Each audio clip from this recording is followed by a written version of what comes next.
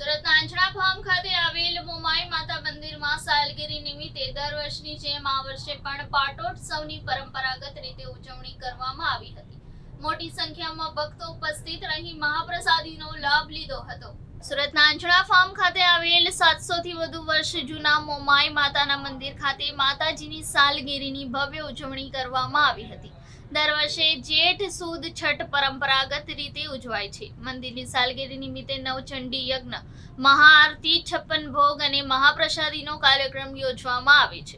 આ વર્ષે ભક્તોનો ભારે ઘસારો ઉમટી પડ્યો હતો। કહેવાય છે કે વર્ષો પહેલા અહીં ઋષિ મુનિઓના આશ્રમો હતા। તે જ સમયે માતાજીની સવારી મુંબઈથી કચ્છ તરફ જઈ રહી હતી, ત્યારે ઋષિ મુનિઓને માતાજીને અહીં વિસામો લેવા આગ્રહ કર્યો હતો। તે સમયે માતાજી અહીં રોકાયા હતા।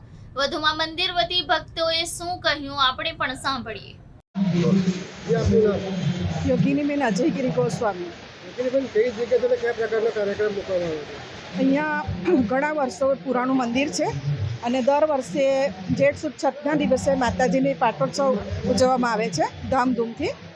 અન્નકૂટનો પ્રસાદ હોય છે, 56 ભોગ અને નવચંડીનો મહાયજ્ઞનો અહીંયા દર વર્ષે આયોજન થાય છે। ઓછામાં ઓછા 3 થી 4 હજાર માણસોએ પ્રસાદીનો લાભ લીધો છે।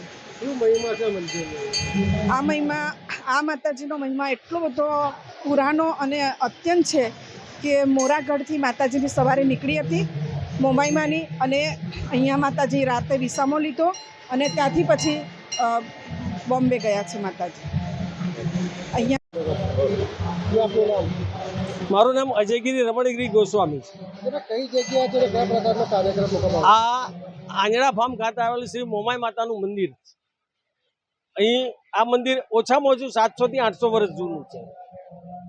અહીં જેઠ સુદ છઠના દિવસે માતાજીની સાલગીરી આવે છે અને સાલગીરી નિમિત્તે અમે નવચંડી યજ્ઞ, માતાજીને મહાઆરતી, માતાજીને 56 ભોગ અને વગેરે કાર્યક્રમ કરીએ છીએ। આ મંદિરની લોકવાયી કઈ રીતની છે કે એવું કહેવાય કે વર્ષો પહેલા અહીંયા ઋષિ મુનિના આશ્રમો હતા અને આ ભાગ દંડકારણ્ય વન ગણાતું। એવું કહેવાય કે માતાજીની સવારી મુંબઈથી નીકળીને કચ્છ તરફ જતી હતી, તો માતાજી જેવી માતાજીની સવારી અહીંયાથી પસાર થઈ એટલે ઋષિ મુનિએ માતાજીને અરજ કરી કે માતાજી તમે અહીંયા વિસામો લ્યો। તો માતાજીએ આ જગ્યા પર વિસામો લીધેલો। તો અહીં ઋષિ મુનિઓને એક રાક્ષસ ખૂબ રંજાડતો, ઋષિ મુનિએ માતાજીને અરજ કરી કે આના ત્રાસમાંથી અમને બચાવો। માતાજીએ રાક્ષસનો વધ કર્યો તો એના લોહીમાંથી એકના અનેક રાક્ષસો થવા માંડ્યા। માતાજીએ 2 બાહુમાંથી 2 શક્તિ પેદા કરી અને રાક્ષસનો સંહાર કર્યો। માની સવારી આગળ જવાની, ઋષિ મુનિએ માતાજીને અરજ કરી કે માતાજી તમે તમારી છાયા યા તમારું કોઈ રૂપ આપી જાઓ કે જેની અમે નિરંતર સેવા પૂજા કરી શકીએ। માતાજીએ આજ્ઞા કરી કે મારી અને મારી શક્તિની જોડે સ્થાપના કરો। આ મંદિરમાં તમે દર્શન કરવા આવો તો તમને માતાજીના 3 મુખ જોવાના મળશે, જેમાં આજુબાજુ છે માતાજીની બાહુ શક્તિ છે અને વચ્ચે મોમાઈ માતાનું મંદિર છે।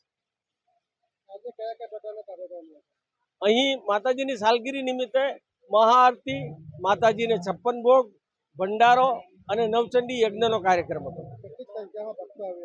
આજે કમસે કમ 2 થી 3 હજાર વ્યક્તિનો ભંડારો રાખ્યો છે।